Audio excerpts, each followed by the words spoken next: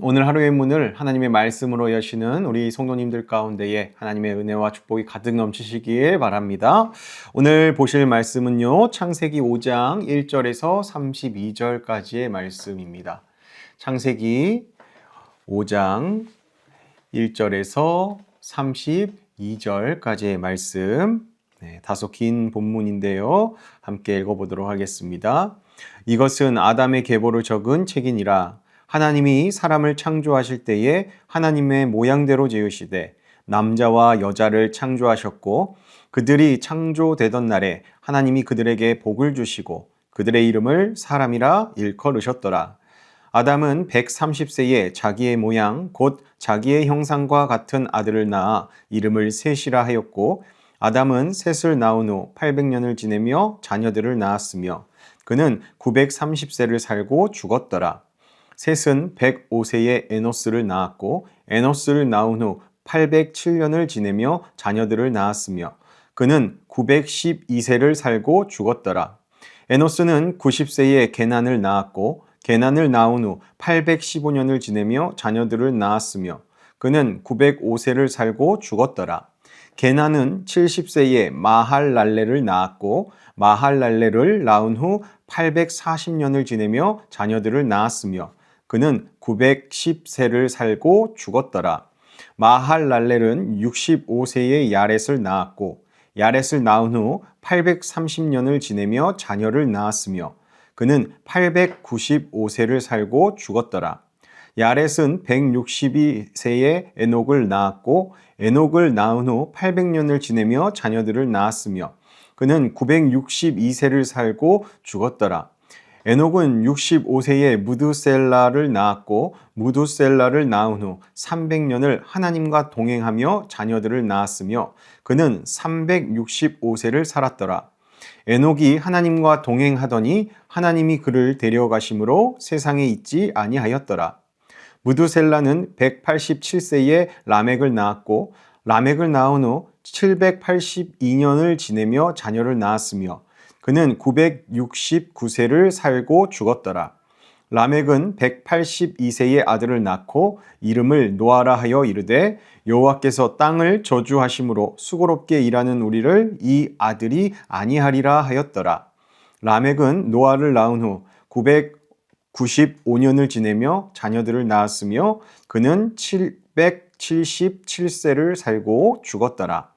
노아는 500세 된 후에 셈과 함과 야벳을 낳았더라. 아멘. 창세기 5장을 읽다 보면요, 많은 사람들이 어렵게 느낍니다. 단순하게 이름과 나이가 계속 이어지는 그러한 족보 형식을 띠고 있기 때문이죠.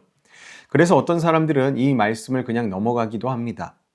하지만 성경에 기록된 족보는요, 단순히 사람들의 이름을 나열해 놓은 기록이 아닙니다. 하나님께서 역사 속에서 어떻게 일하고 계신지를 보여주는 중요한 말씀도 됩니다. 오늘 본문인 창세기 5장은 이것은 아담의 계보를 적은 책이라 라는 말로 시작을 하죠. 하나님께서 사람을 창조하신 이후 사람들의 삶이 계속 이어졌다는 사실을 먼저는 보여주는 것입니다. 한 사람이 살고 자녀를 낳고 또 다음 세대가 이어지는 모습이 반복해서 오늘 말씀에 기록되어 있는 것이죠. 그리고 그 가운데 한 가지 특징이 나타나는데요. 본문에는 사람들의 나이가 자세히 기록되어 있습니다.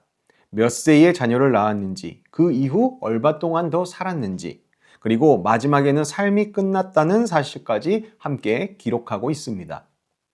이런 표현이 계속 반복되면서 한 세대가 지나고 또 다음 세대가 이어지는 모습을 보여주죠. 이렇게 보면 창세기 5장은 단순한 이름 목록이 아니라 사람의 삶이 이어지는 긴 역사처럼 볼 수 있는 것입니다. 나아가 또 반복되는 이 기록 속에서 특별한 장면도 보이기도 하는데요. 이제 창세기 5장의 말씀을 심도 있게 차근차근 살펴보도록 하겠습니다. 우리가 창세기 5장을 읽다 보면 한 가지 표현이 계속 반복됩니다. 앞서 말씀드렸듯이 사람의 이름이 나오고 몇 세에 아들을 낳았고 그 이후 몇 년을 더 살았다라고 말을 합니다. 그리고 마지막에는 같은 말이 붙습니다. 어떤 말입니까? 바로 죽었더라. 죽었더라 라는 말입니다. 성경은 이런 표현을 계속해서 반복하며 기록하고 있습니다. 이 기록을 천천히 묵상하다 보면 분명한 사실을 우리가 알게 되죠. 분명 그 시대 사람들 오래 살았습니다. 많게는 900년이 넘게 살기도 했습니다. 지금 우리의 기준으로 보면 상상하기 어려운 긴 시간이죠. 그러나 아무리 오래 살아도 결국 인생의 마지막에는 같은 기록이 남습니다. 무엇입니까? 죽었더라. 이것이 창세기 5장이 우리에게 보여주는 매우 분명한 사실입니다. 이 말씀은 창세기 3장 19절에서 하나님이 하신 말씀을 떠올리게 하죠. 하나님께서는 죄를 범한 인간에게 어떻게 말씀하셨습니까?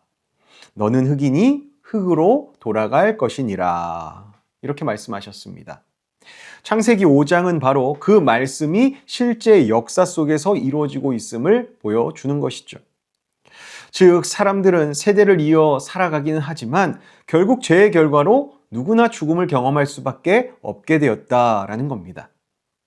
인간의 힘으로는 이 흐름을 바꿀 수가 없습니다. 아무리 오래 살아도 아무리 많은 것을 이루어도 마지막은 누구나 똑같다라는 것이죠. 그런데 이 반복되는 기록 속에서 눈에 띄는 한 가지 장면이 또 포착됩니다. 다른 사람들의 기록과는 조금 다른 방식으로 기록된 한 사람이 등장하는데요. 그 사람은 바로 에녹입니다. 성경은 이 에녹의 삶을 설명하면서 특별한 표현을 합니다. 창세기 5장 21절과 22절은 이렇게 말을 합니다. 에녹은 65세에 무두셀라를 낳았고 무두셀라를 낳은 후 300년을 하나님과 동행하며 자녀들을 낳았으며. 여기에서 그 5장의 기록 중 처음 등장하는 표현을 눈치채셨습니까? 다른 사람들과 다르게 에녹에게는 하나님과 동행하며 라는 말이 덧붙여졌습니다. 그리고 24절에 에녹의 삶을 설명하면서 이 말이 또 반복됩니다. 하나님과 동행하더니. 또 반복돼요. 그렇게 하나님과 계속해서 동행했습니다. 나아가 24절 하반절에 이렇게 말씀은 이야기합니다. 하나님이 그를 데려가심으로 세상에 있지 아니하였더라. 자, 다른 사람들의 기록에는 마지막에 어떤 표현이 있습니까? 반드시 죽었더라라는 표현이 있었습니다. 그러나 에녹의 기록에는 죽었다는 표현이 나옵니까? 안 나옵니까? 나오지 않습니다.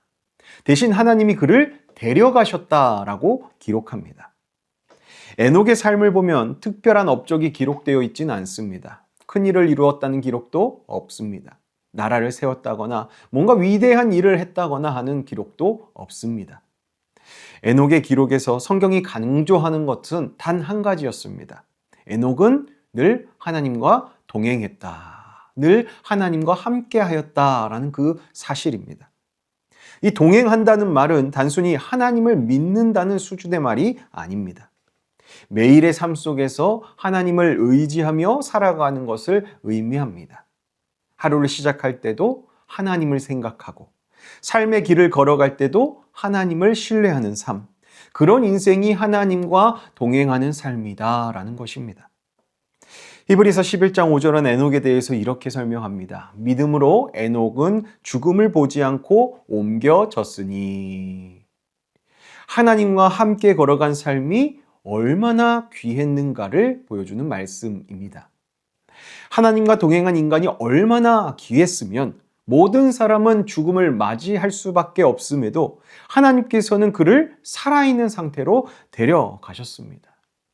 많은 사람들의 이름이 기록된 이 창세기 5장 속에서 에녹의 삶만은 분명하게 빛나고 있는 것이죠. 이 에녹 이후에도 족보의 기록은 계속 이어집니다. 성경은 다시 한 세대씩 사람들의 삶을 이렇게 기록해 나갑니다. 그리고 그 흐름의 마지막 부분에서 한 사람의 탄생을 특별하게 소개합니다. 그 사람은 바로 노아입니다. 28절과 29절을 보면 라멕이 아들을 낳고 아들의 이름을 노아라고 부르는 장면이 나옵니다. 그리고 여호와께서 이렇게 말을 하십니다. 여호와께서 땅을 저주하심으로 수고롭게 일하는 우리를 이 아들이 안위하리라. 여기에서 노아라는 이름에는 쉼, 안식, 위로라는 그러한 의미가 담겨 있습니다. 이 말을 통해 그 시대 사람들이 어떤 마음으로 살아가고 있었는가 우리가 짐작할 수 있죠. 아담이 죄를 범한 이후에 땅은 저주를 받았습니다. 창세기 3장 17절에서 하나님은 이렇게 말씀하셨습니다. 땅은 너로 말미암아 저주를 받고 너는 내 평생에 수고하여야 그 소산을 먹으리라 라고 말씀하셨죠. 그래서 이후 모든 사람들은 땀을 흘려 일을 해야 했고 삶 속에는 수고와 고통이 계속되었습니다. 이런 상황 속에서 라멕은 아들을 바라보면서 한 가지 소망을 품었던 것입니다. 하나님이 언젠가는 우리에게 위로를 해 주실 것이다 라는 것을 말입니다. 그래서 그는 아들의 이름을 노아라고 부릅니다. 고통 속에서도 하나님이 새로운 일을 시작하실 것이다 라는 그러한 믿음이 담긴 이름이죠. 그렇게 성경은 그 노아의 이름 그리고 그의 자녀의 이름으로 창세기 5장을 마무리합니다. 오늘 말씀을 한번 정리해 보도록 하겠습니다. 오늘 우리는 창세기 5장의 말씀을 함께 살펴보았는데요. 처음에는 단순한 족보처럼 보였지만 그 안에는 하나님께서 우리에게 주시는 중요한 메시지가 담겨 있었습니다. 이 말씀은 먼저 인간의 삶의 현실을 보여주었죠. 많은 사람들의 이름이 이어지고 오랜 세월을 살았더라도 결국 인생의 끝에는 죽었더라라는 기록이 남아있다라는 것입니다.